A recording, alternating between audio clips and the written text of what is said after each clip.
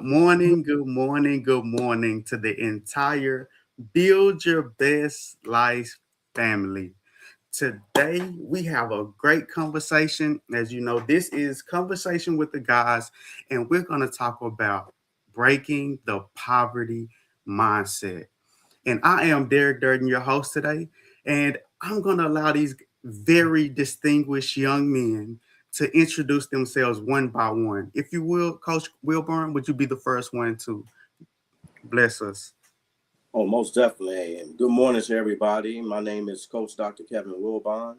I've been with these distinguished young men for a couple of years now. I'm a author, military veteran. I'm a coach, also public speaker. So I'm just here to give whatever kind of knowledge and experience that I have to the show. And I just want to thank Coach Deborah Smith for having me on. And I have three young men that ranges from 19 to 39. So, being in these type of environments and this type of show, I think I can lend a little bit of expertise in the things that we're going to be discussing. For sure, for sure. Thank you for that wonderful introduction. Next, we have none other than Coach Ricardo Miller. If you would, please introduce yourself, sir. Yeah, thank you so much, Derek. It is a joy to be back with the guys here on this beautiful Saturday morning. As I stated just now, thank you so much to Coach Deborah for allowing us to have this opportunity to gather us guys to talk about such important subject matters from a man's perspective. Well, I'm in Dallas, Texas. Come on, where the most games are being played over the next few days. And so World Cup spirit, woo, go USA. Woo. The Bahamas don't have no team, so I'm all USA, okay? All USA. But I'm a life coach. I am a pastor. I am a business owner. I am the husband of the beautiful Karen Miller. We have two kids, and I love doing life to the fullest. I call it creating a life you don't need to take a vacation from. So I'm excited about today's talk. Yeah, and it's a pleasure to have you back after, it's been a while since we had you on here, but we know you're going to add value.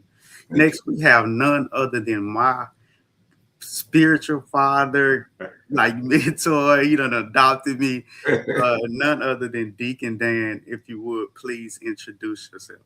Good morning. Good morning. Thank you, Derek. I'm glad to be back. I've been out for a little bit, but my name is well, they call me Deacon Dan Smith. My name is Dan Smith. Married to the gorgeous and lovely Coach Deborah Smith. We have 4 kids, 3 boys, 1 girl, 7 grands, and I'm a retired law enforcement officer because I run 2 businesses. But, life is great. Life is beautiful. I mean, God has been good to us. So I'm glad to be back. I'm glad to see these young men on here today. I can call them young men because I had a birthday a few days back. Oh, happy birthday. That's right. Happy birthday. Thank you. So I'm glad to be here. Thank you, Derek. For sure. And we're glad to have you back, man. And so today, let's just dive right into it. The poverty mindset. If you would, Coach Wilborn, when you hear the word poverty mindset, what comes to mind and how have you seen it affect individuals and also families? Well, with the poverty mindset, a lot of people, they believe, that, they never have enough. And the thing is, they get trapped into a cycle. And in order to get out of that, that poverty mindset, they got to have, good habits, great habits, and learn to actually, staying positive, staying patient. And I would also say that, listen to your parents, and that will probably help you break that cycle. But that poverty mindset, that's something that's real. I, came from a urban type of living. So that poverty mindset was something that I had to deal with when I was young. But, I had a lot of good people around to help me out, to get me back to where I need to be. And that's how I feel about the poverty mindset. Yeah, that's a great perspective. When we think poverty, we also normally we correlate that with the hood or low income, environment. So I can definitely see how that relates. If you would, Coach Ricardo Miller, when you hear poverty mindset, what comes to mind, and how have you seen it affect individuals and families? Yeah, Derek, great question. Deacon Dan, man, happy belated birthday. And I think you guys celebrated an anniversary lately as well. And so you all have had a lot of great stuff going on. What do I think about this whole term, the poverty mindset? I think poverty mindset believes lack is permanent, opportunity is limited. That whole basis of opportunities being limited and lack is permanent. In other words, this is just the way it is. Okay, I was raised on the wrong side of the track. I unfortunately will always be on the wrong side of the track because you know who my family is. We ain't never had nothing, and so forth. So success belongs to others for somebody who has a poverty mindset, and so creating generational cycle of struggle is the result of a poverty mindset. And so, hey.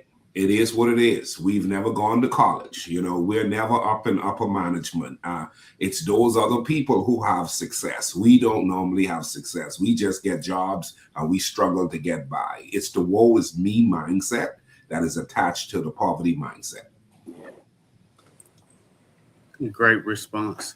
And I also want to say, we have to break that. One quote that I recently heard is if you didn't come from a rich family should come from you. And that stuck with me. Yeah. So definitely that we got to start breaking that. Deacon Dan, when you hear about the poverty mindset, what comes to mind and how have you seen it affect different lives? Well, I think like this. A lot of people think poverty mindset is, you're lacking money or, as Coach Ricardo said, limited opportunities. And, but thing about poverty mindset, it might be, they got a mindset that thinking that circumstances can never be changed, and they'll settle for less. But I understand what you were saying that Derek made a quote, but I just like to add to it. It can be changed, and it can be changed through education, mentorship, faith, and intentional actions. But you got to poverty mindset believes from one generation to the next. The families affected by this mindset may focus only on surviving on the today rather than planning for tomorrow. So that's what I think about it. That was a great statement. The survival of today compared to the preparing for the future. That's definitely a poverty mindset. And so we kind of define what the poverty mindset is. My next question is, Coach Ricardo, I would like for you to start this off. What are some of the mindsets? What are some of the thoughts? What are some of the things that keep us stuck or keep an individual stuck in that poverty mindset? Man, ladies and gentlemen, listen, you got to write this down. And if you haven't shared this talk yet, please share the talk because somebody needs this because we're trying to help. We're trying to help. But I believe, number one, there's a couple of things. I think number one is poor habits. Poor habits. A lot of times we don't realize the habits that we incorporate into our lives make our lives. And then there is excuses. Excuses. You show me someone that's poor and I will show you someone that's loaded with excuses. And then watch this. So you end up having poor habits, you have excuses, but then watch this. Lack of planning. You're 20 years old, you're claiming poverty and it's your reality today. But if you plan, you can get out of poverty, just like Derek, that quote you referenced. In other words, if you didn't come from a wealthy family, you should create a wealthy family. I'm paraphrasing on your quote. And so the other thing is, I think that causes poverty is victim thinking. Well, it's because I'm a woman. It's because I'm a man. It's because I'm black. It's because I'm short. It's because, it's because of who my family is. And so refusing accountability is the last one I would say. Accountability, somebody wants to level you up. Somebody wants to encourage you to be better, but you got to be willing to let someone help you. There's a Mr. Miyagi assigned to you. Come on. There's a Mr. Miyagi. There is a Coach Wilborn. There is a Deacon Dan. There is a Derek Durden. There is someone assigned to help you. But if you refuse accountability, you will lose your days, lose your weeks, lose your month, and eventually you will lose your life and find yourself just living below the standard of living that you could have acquired. Yeah, definitely. Very powerfully said. And I totally agree with what you said. And so, Coach Wilburn, I know you've had your own experiences. Yes, sir. You had your own, like, helping people as a coach. What are some of the things that you see that have kept people in that poverty mindset, that stuck mindset, and just break that down for us? Okay. Well, for that question, what keep people stuck, I think they get stuck because they focus on the now instead of the later. They worry about everything that's going on and they don't plan for what's, to come. So stuff like that really hurts them. And not only that, they spend all their money up, real quick, and then they give up when things are hard.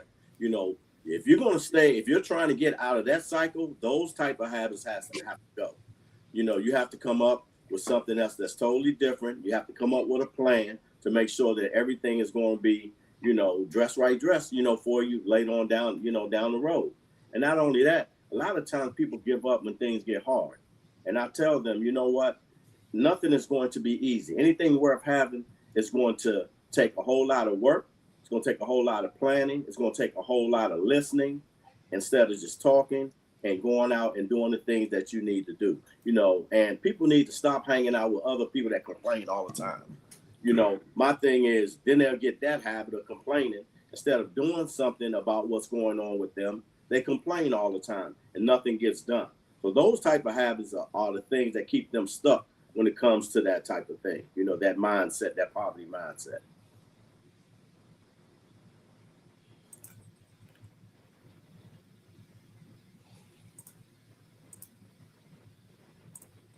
Yes, for sure.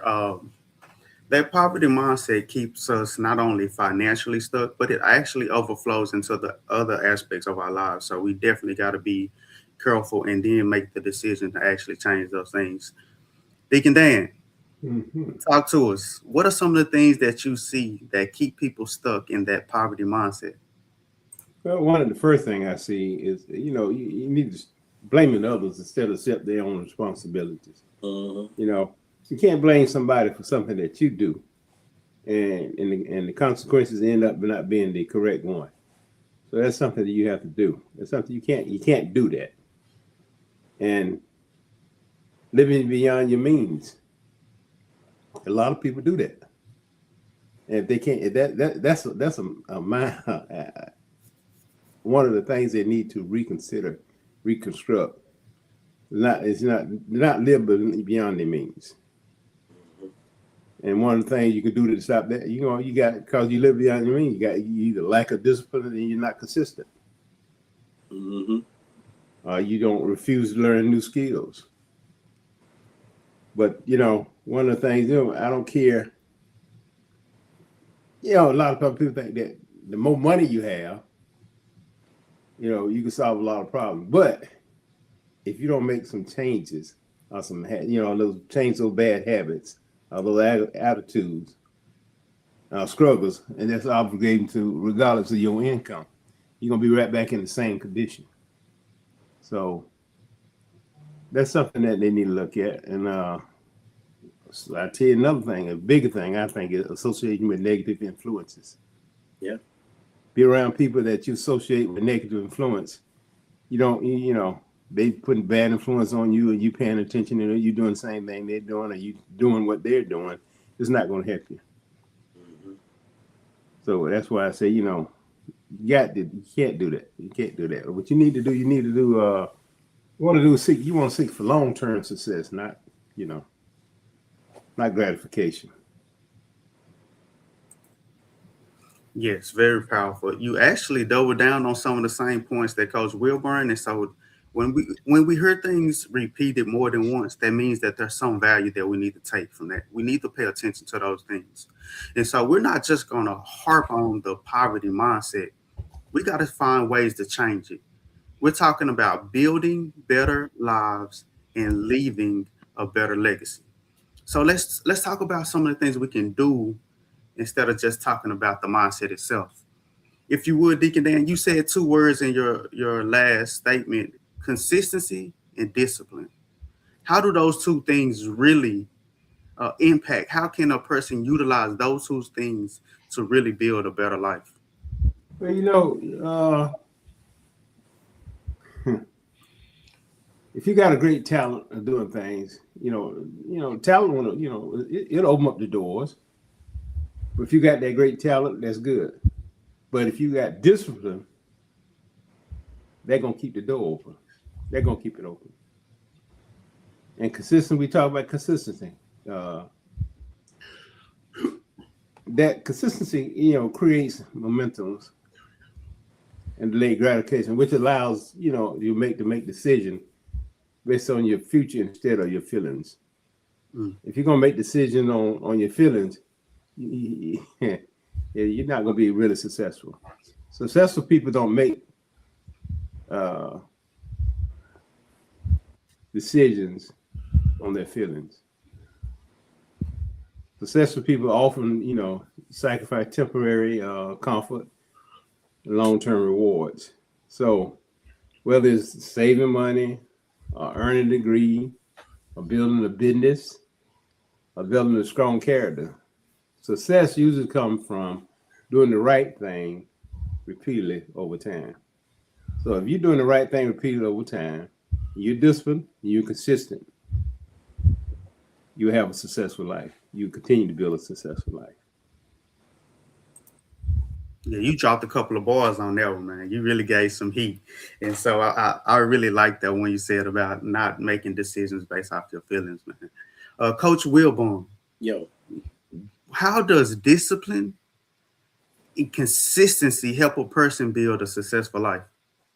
well, first of all, the discipline and consistency means doing something even if you don't feel like doing it, doing the right thing, even if you don't want to do it, even if you don't feel like it, just go ahead and do it, and it's this word, delayed gratification. All right, delayed gratification, waiting for a grateful tomorrow. Instead of taking a small reward right now, you want to score everything right now. You want to get everything now, but you don't want to wait till later on in life or later on down the road. So I'm gonna take it like this. Since I'm a coach, and I coach sports, I think of it like practicing a sport, or even studying for a test or something like that. You do the hard work today, then you can score the winning goal. When we're talking about soccer, you can score the winning goal tomorrow, or if you're taking the test, you get an A later on down the road. But that's delayed gratification, and a lot of the kids nowadays don't want to wait for that. They want something right now, and you're not going to get everything right now. So, in order to have that discipline and patience, do the right thing, wait for it. It will come, but stay on the right track. Keep doing the things that you're doing, and you will get your reward. That's how I feel about that. Is that how you feel about that? That's what I know about that. Okay. That's what I know about that. I feel about that. I feel that way and know that way. Hey, I've been doing this for over 40 years. Okay, that's what I'm talking about. I seen them come and go, and I seen them falter, and I seen them, make it to the higher heights. But that's the way it is. Not the way I feel. That's the way it is. For sure. I got you, Derek. No, for real. I asked that because Deacon Dan made that powerful quote about feelings, and then you came back and you doubled down on feelings again, and then you ended it with feelings. So I was like, let's talk about these feelings. So that's why I asked that question. Back to you, Coach Ricardo Miller. We're talking about discipline, which I know you are a very disciplined person, and you also be on me about my discipline. So what have you seen that discipline and persistent action helps a person become successful? Thank you so much. Derek, man, I actually I have a lot of room for improvement when it comes to discipline for me, because I still find myself so far off from where I want to be. But to answer your question, I love the three words that she keeps coming back up, which was discipline, consistency, and delayed gratification. One of the things that I found is a lot of people may have not started off disciplined, but most people don't realize you can become disciplined. You can become disciplined.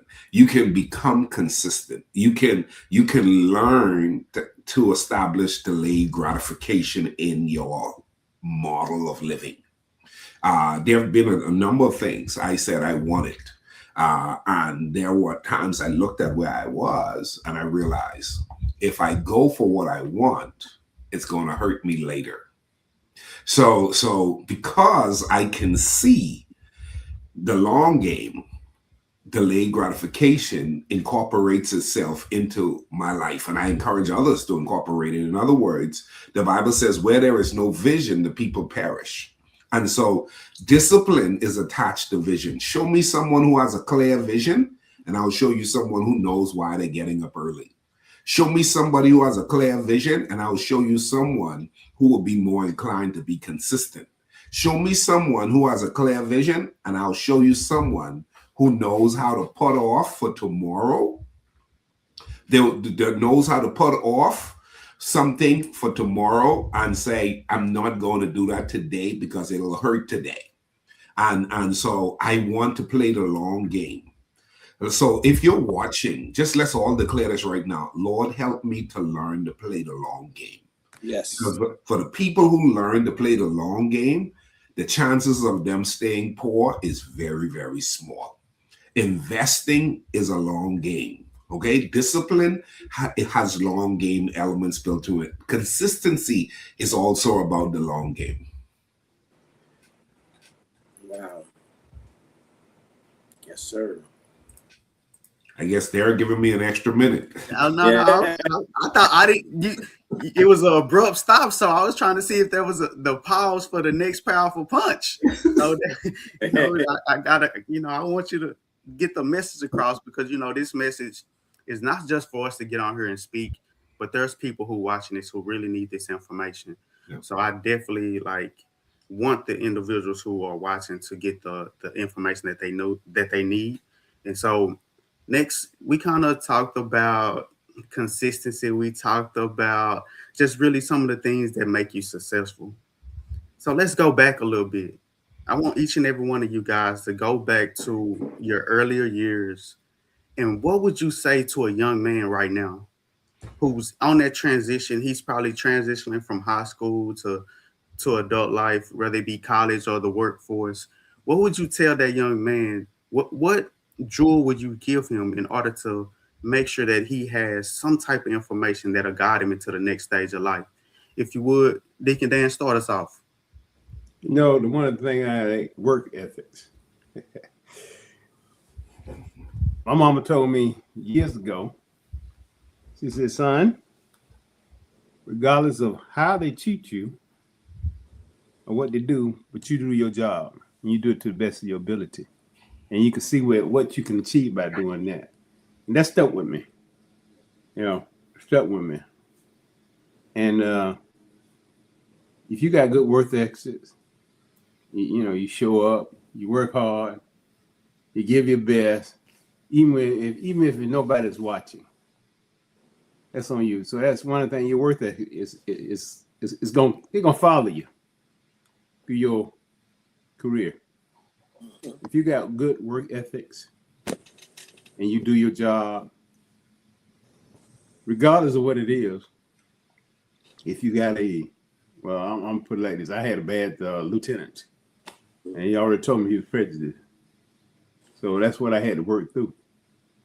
So I know he's that. But then I realized, I said, well, I've got to do my job as my mama told me, regardless of how he feels. And I carried that right on through life, which worked out. That same position he had, I got that same position. And, I was under his leadership for 14 years. But anyway, at the end, We got they did a survey on him. He got demoted. He got shipped out, and that's And I just say, I told my mama, she said, well, son, that's what I'm trying to tell you. You work hard, do your job. Don't worry about the other person. But you got to also you got to take responsibilities. You got to take your ownership of your own choice, action, and your outcome. So you got to do that. But one other thing, earning money, you got to earn it, save it, invest it.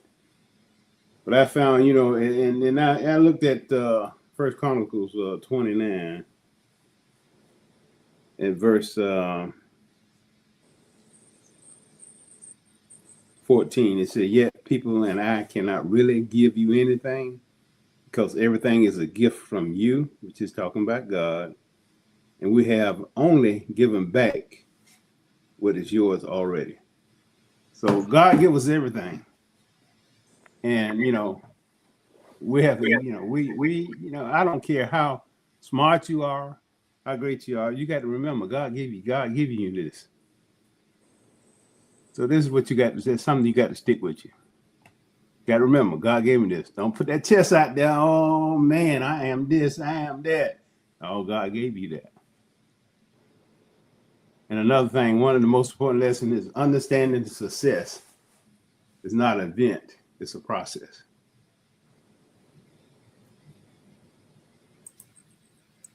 That last one was some heat. Thinking Daddy, he already cheated on us. He came with the necktie and the dress shirt. We all looking all, casual. He came prepared on us. I'm wearing a necktie next time. I promise you, I'm gonna follow the leader. Thank you, Dad. The next time. For sure. Hey. Okay, Coach Wilburn, same question to you. These young individuals that you're coaching, what is some tool or some thought, some mindset, something for them to take with them in order to help them transition from, maybe it's from college to graduation or from high school to the workforce, whatever their transition may be? What can you give them in order to help them make that transition smoothly? First thing I tell them before they even get out on the track, before they even get out on the basketball court or anything that I'm coaching, that success takes a lot of hard work. Nothing, like I said, earlier, I don't like to keep harping on the same thing and saying the same thing. But my thing has always been this, nothing easy is going to come to you. You're going to have to work for everything that you get. And if it's that easy, everybody would be doing it. Everybody would be great. So that's why you don't have so many people that's so great in everything, because a lot of people give up. They don't keep at it. They don't stay with it. They don't stay with the program. They don't trust and believe in the process. And I always tell them, everything is a process. Nothing is going to happen to you overnight. Unless you're hitting the lottery and you're getting your money like that, then that's the only way. Other than that, you're going to have to put in some time and put in work. And also, be responsible for the choices that you make. Live by them. Whatever choice you make, that's something that you did. If it's not the right choice, then, you go to something else. But take responsibility for all the actions and the choices that you make. Like I said, I've been around for over 40 plus years, doing this, dealing with kids, as far as sports and everything. And they want everything now. They want the car that you're driving right now. You ask them, what do you want? Well, I want what you got. Well, it took a whole lot of work, effort, planning for me to get what I got. No one gave me anything, and I worked hard for it. So I enjoy the fruits of my labor off the work that I put in. Whatever you put in is what you're going to get out. You put in nothing, you ain't going to get nothing. So stop worrying about, okay, I want to get this right now. If you want it, go out there and get it, but you're going to have to work hard for it. You got to exceed what you're trying to go into. I always tell my son this, all my sons, okay, you have a goal, have a plan, but exceed that goal. Don't just meet that goal, exceed that goal. So if you exceed that goal, you'll get everything plus more. So that's how I feel about that. For sure. I keep hearing work hard. We live in a technology age where AI is making things very, very Easy. easy. And people getting fired now because it And goes so, now. You got lawyers and stuff out there, that have things that they need to do, and it takes them a week to do it. AI do it for them in a couple of hours. So yeah, you're right about that. so I said that because there's probably a young individual who hearing what you're saying, but he's saying, well, I got technology. Everything that you put in, I don't have to put in. I can get there a lot faster. But what if that technology break down? What if it gets stalled and it gets stuck? Then that's a big what if. but what if can happen? It can. A lot of people don't think that. They think, hey, I got this new thing now. I can go ahead and do this, and I'm good to go. But then when it crash, first thing come out, woe is me. What do I do next? Then you got somebody that already have this ingrained in their mind that knows exactly what to do. Those are the ones they're gonna be calling back. Just like they got these robots now. They got all these robots now. They that's coming out that can drive and do all this and do all of that. But when that stuff crash, what's gonna happen? For sure. The what if and everything. Let's try to stay on topic, but it's definitely a real thing though. I'm just saying for that young individual say, oh, that's the old way of doing things. Technology has made things a lot more accessible. And so, Coach Ricardo Miller, you coach more of the adults. So that young man who's listening to this conversation, what information would you give him? What tip, what tools would you give him to help him make that next transition? What should he be looking forward to in that next step? What I will say is go ahead and take all of the advice from Coach Wilborn because he is saying the truth, and take all the advice from Derek because he's saying the truth. You're going to be great. Because if you prepare to work and excel without AI, you're going to be great. If you prepare to excel with AI, you're going to be great. So do both. And so next month, we're going to let you all two, Deacon Dan and the rest of us, we're going to take a break and let you all two talk about, one, how to work it until you make it without AI. And Derek says how to make the shortcut and get fast success with AI. And I think that's going to be a great talk. But all jokes aside, I love you guys. But what I would say is, number one, you got to take responsibility. You got to take responsibility. Nobody's coming to save you. Oh, man. When I learned that, nobody was sending me no money to the U.S. because I moved to the United States. I was 25 years old. Nobody paid my rent. Nobody paid my car note. I had no one to call and says, hey, I need groceries for my young family. I got a newborn baby. And so take responsibility for your life. Man up.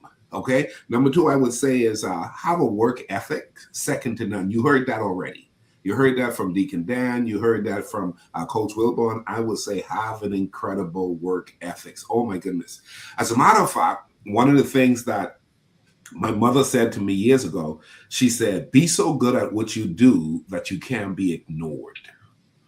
Have a work ethic that says that to be your standard of engagement. Be so good at what you do that you can't be ignored. And then I will say, if you're going to break the back of poverty, financial stewardship has to become a standard. In other words, financial stewardship is a must. You've got to manage your finances well. Okay? You've got whatever it is. Little is much when God is in it. He who is faithful with little is also faithful with much. And so go ahead and decide, this is where I'm starting. This is definitely not where I'm finishing. And so where I am, I'm going to manage. So manage the little. And if you do well with little, over time, you're going to find yourself doing so much better in regards to financial prosperity. Derek, years ago, I remember I made limited amount of money, but I wanted to travel and speak and be in rooms with influencers, and I didn't have the money to take care of my family and be in the room with influencers and look the part. So for years, I went to the thrift store. I would buy me a necktie for $2. I would buy me a jacket for $11. I would buy me all kinds of things, and when I showed up, they couldn't tell. They couldn't tell because you know what? I did not put myself in a vulnerable state with my family only to look good and not pay the rent because I had a meeting to go and attend. So there's a way to do it. Learn those principles that are necessary for winning and watch yourself go to the top. Yes, very valuable information. We got these young men out here, but everything starts at home. How can parents, how can the mentors, how can the adults around them prepare them to be able to be financially intelligent, be able to manage those things? We're talking about stewardship. How does the parent, what role does the parent play, and how can they do that in order to help those young men actually be have financially healthy habits with their money? Deacon Dan, start us off. Well, you know, a mother provides you with nurturing, wisdom, and emotional support. They'll give you, love and support. It ain't that they're gonna tell you. A mother won't tell you, no, you know, if you're wrong, you're wrong. Definitely. Now, my mom told me, if you're wrong, you're wrong. And that's one of the things that I loved about her. Now, my father, he established dignity, responsibilities. He learned carpentry at an early age, so that's something he passed on to me. And I was 8, and I used to love to hang around with him during the summer while I was out of school, and it taught me, different type of guidance, establishing, my responsibility in the direction what I should go. And one of the main things he said, well, and the thing I always thought about was it when he was working, back then you're talking about minimum wage was maybe $1.60, somewhere like that. But anyway, the first thing he always said, take care of your family first. Make sure they're taken care of. If you got $1 left, you just got $1 left. If you don't have anything left, you don't have anything left. But you take care of the family. And it was 4 of us growing up together, and we never had a problem. He, house, transportation, he took care of all that. Even though he did work 2 jobs, but he did that. And that would mean, that would break that unhealthy generation pattern. When you got that support and you paying attention, you're not ignoring them. Because I hear some kids, oh, my mama don't know what she's talking about. My dad don't know what he's talking about. No, you don't know what you're talking about. You need to listen to them because they have wisdom and they're going to give you emotional support. Whereas, like I say, the father has to establish your identity and your responsibility of what you as a young man should do. So those are the things that will do it. But, young men are surrounded, when young men are surrounded by positive influence, they always gain disrespected opportunities and the support that can help them avoid repeating unhealthy patterns from previous generations. That's right. We're talking about breaking generational curses with money. Pastor Ricardo, Coach Ricardo, Councilman Ricardo, what roles do the adults play in preparing the youth in order to be financially healthy with their money? Thank you so much.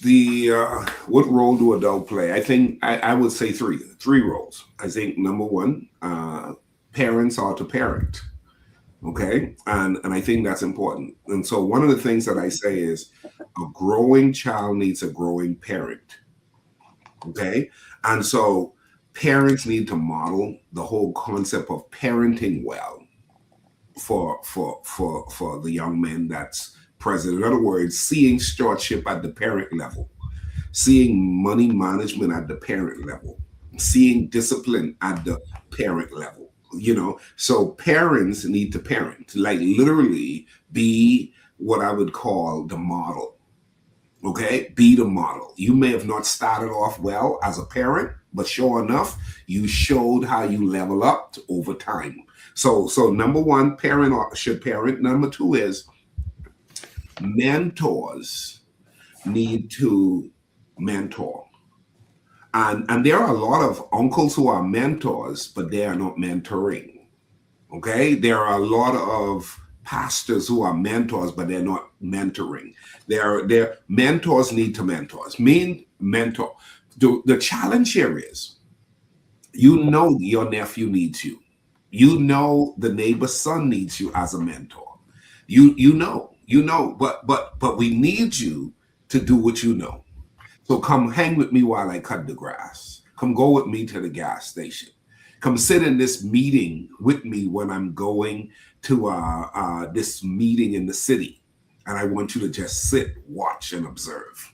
Mentors need to mentor. And last but not least, leaders need to provide a guide. If you're a leader, remember you're being watched. So leaders need to provide a guide. And leaders may not be parents. Leaders may not outright call themselves mentors. But one thing a leader must be is a guide. In other words, worth following. A leader not worth following shouldn't carry the title of leadership. And so young men need leaders. And a lot of times leaders are being observed without being labeled.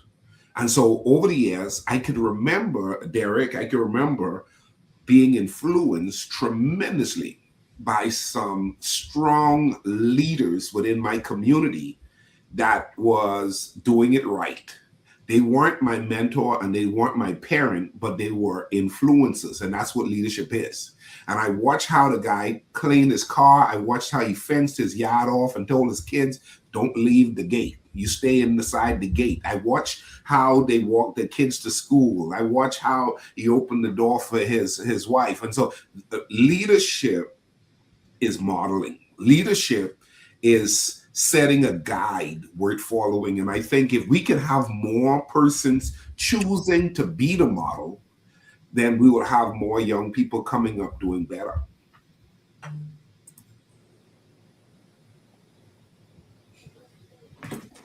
Yes. I think that I've had some very impactful influences in my life. Um, you three guys, but also other individuals. And it's hard to sometimes, as a young man, pick which is the best person to be influenced by. Because on one side you have a guy who's doing it right, and he don't have all the bells and whistles and the pretty cars and stuff. And then you have this one guy who not doing it right, but he does have all these things.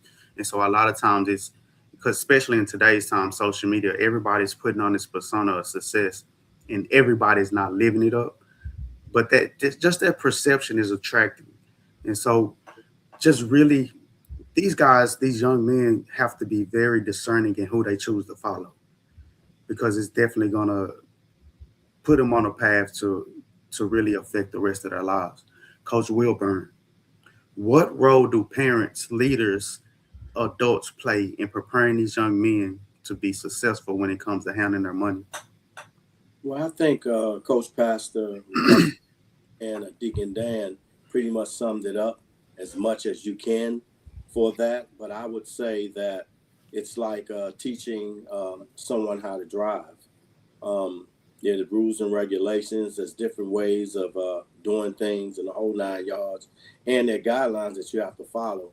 So, being a mentor or being someone with that kind of great influence, I think that would be something that would be positive in a young person's life.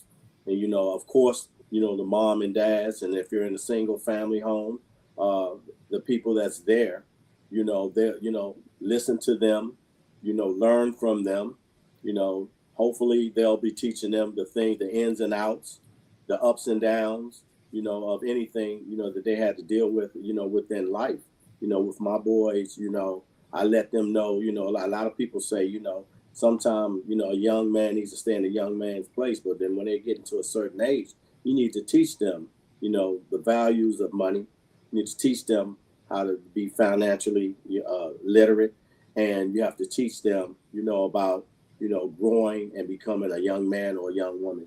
So my thing is, hopefully they'll be in a great upbringing or in a great neighborhood or somewhere, where they do have these positive influencers in their life to teach them the things that they need to learn. But, as a coach, I always teach them, that there are going to be a lot of ups and there's going to be a lot of downs. It's how you deal with them and how you move on that will make you or break you. So that's how I feel about that. And, I'm not really a theoretical person.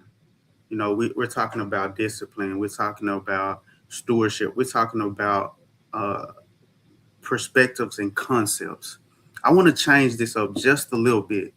I want each one of y'all to tell a part or experience that you had, not some technique, something that you had in your life that helped you transition in order to become more prudent, more successful with handling money. What instant came to you? What person, what experience helped you become better with money? And if you would, Coach Ricardo, I want you to start us off. Yeah, thank you. I think for me, it was seeing better and wanting it. I remember being about 9 years old, and my mother was a maid in Life Key, where affluent people and celebrities lived in the Bahamas.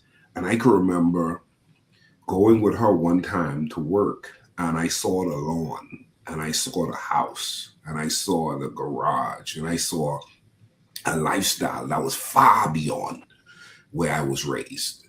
And I said, I want that. That's why I think exposure is important.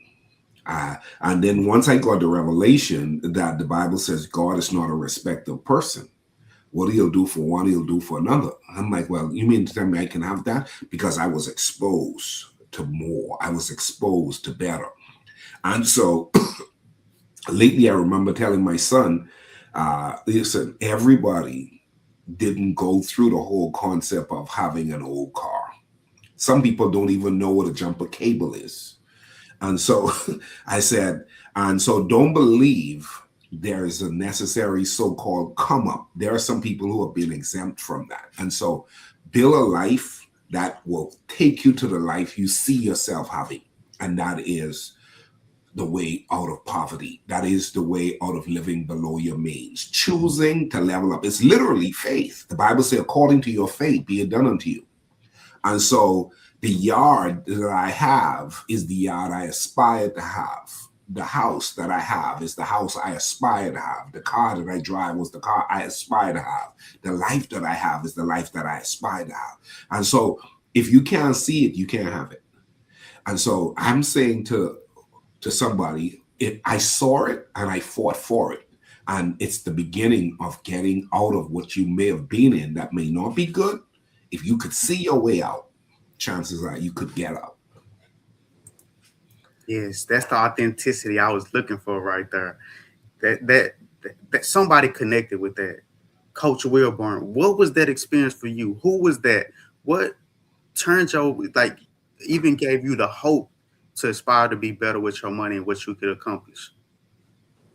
Well, it was kind of easy for me because I grew up in a home that had 9 people living in the house, and we didn't have everything that we really wanted to have. And I'm speaking about the siblings and the kids that's in the house.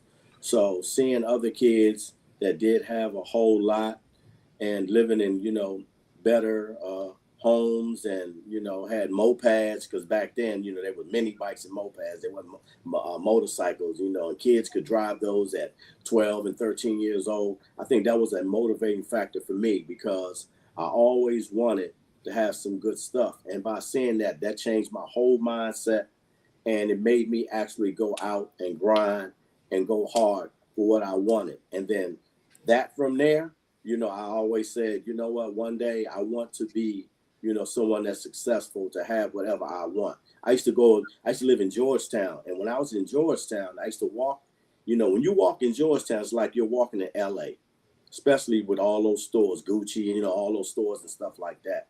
And I used to do a whole lot of window shopping. Sometimes I used to even just go in the store. And I would say, one day, this is what I want to have. This is what I want to wear.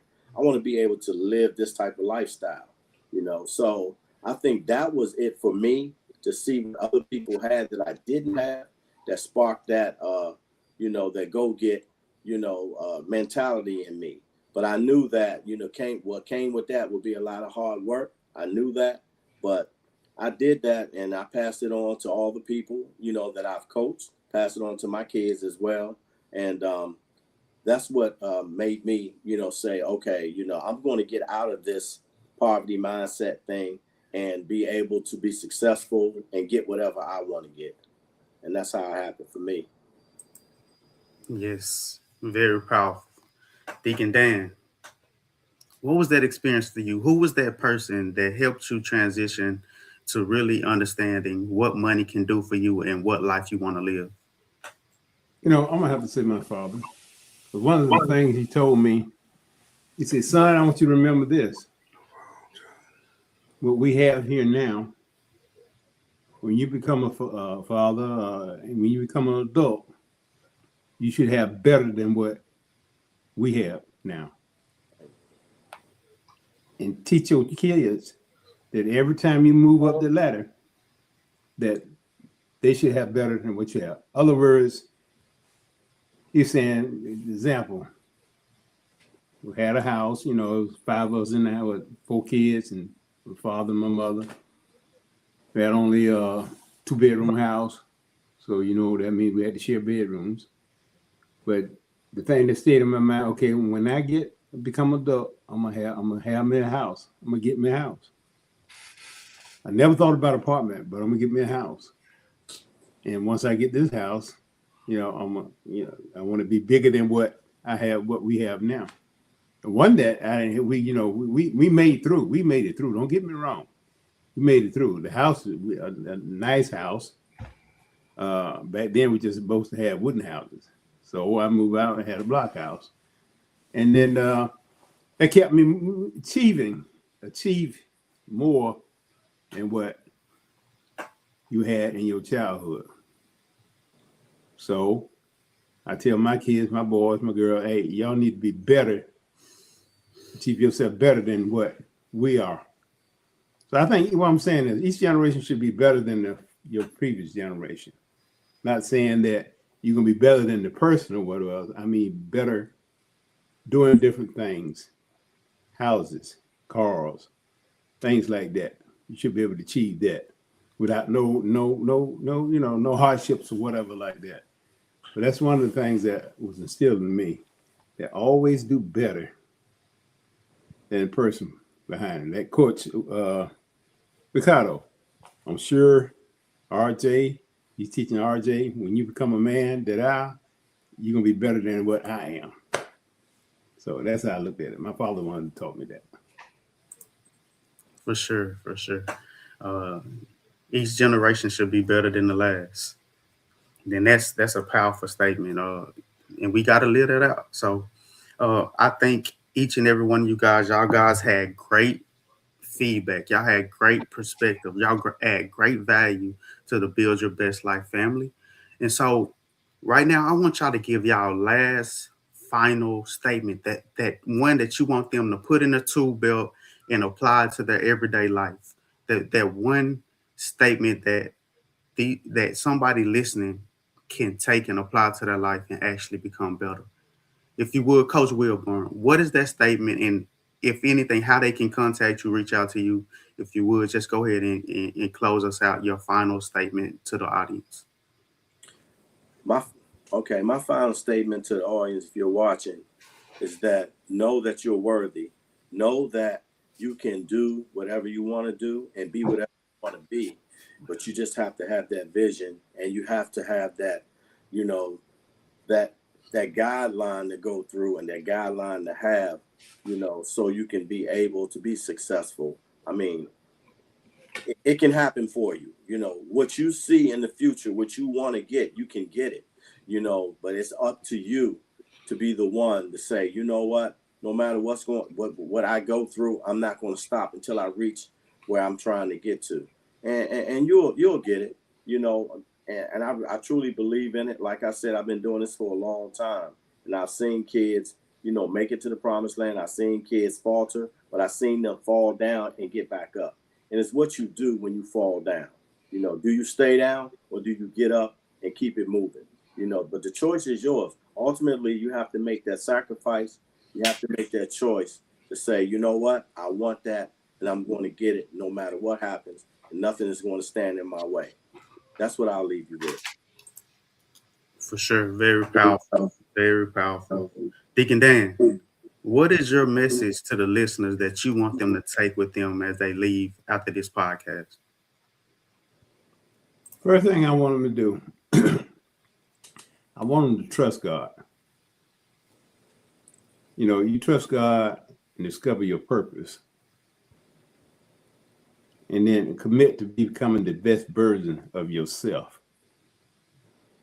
So if you got God in you, you can become the best version of yourself.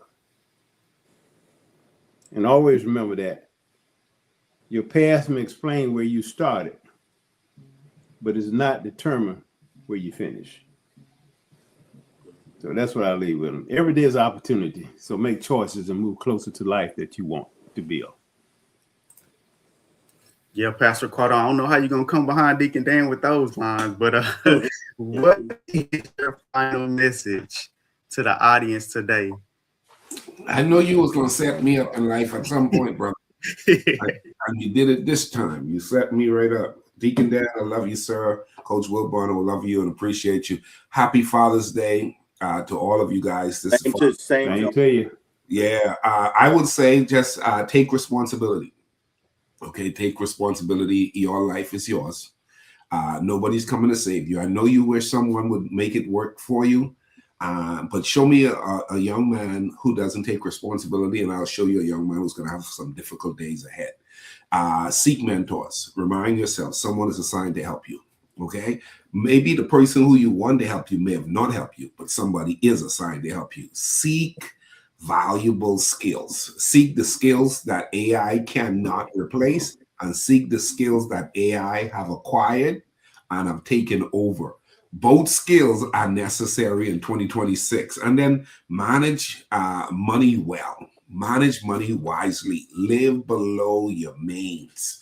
Oh man, if you want to break the back of poverty, you could furnish out your place really nice by going to thrift stores and garage sales. Okay. And let me tell you something, you will level up so fast because you're going to have a nice place and it's going to be for nickel on the dime, man. I'm telling you, go ahead and stay disciplined and never stop growing. I love this talk today. Thank you, gentlemen, for having me.